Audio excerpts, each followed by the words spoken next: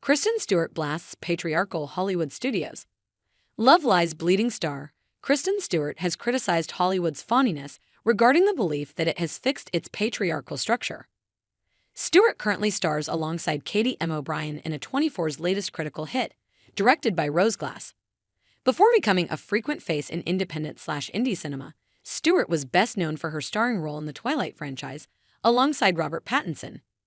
In a recent interview for Porter magazine's cover issue, Stewart expressed her frustration towards studios' self-righteousness about becoming more inclusive, believing that there is still a long way for Hollywood to progress. Kristen said, "There's a thinking that we can check these little boxes and then do away with the patriarchy and how we're all made of it. It's easy for them to be like, look what we're doing. We're making Maggie Gyllenhaal's movie. We're making Margot Robbie's movie. And you're like, okay, cool. You've chosen 4.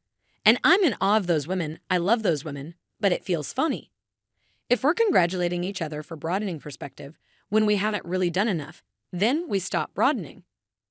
Kristen Stewart is also putting power into her own hands by moving from Love Lies bleeding to direct her first feature film, titled The Chronology of Water.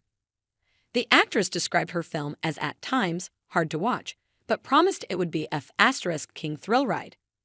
Moving into the director's chair also gives Stewart creative power to tell her own story and express her frustrations about the industry on screen. About the upcoming project, Stewart said, "My movie is about incest and periods and a woman violently repossessing her voice and body, and it is, at times, hard to watch. But it's gonna be a *king thrill ride.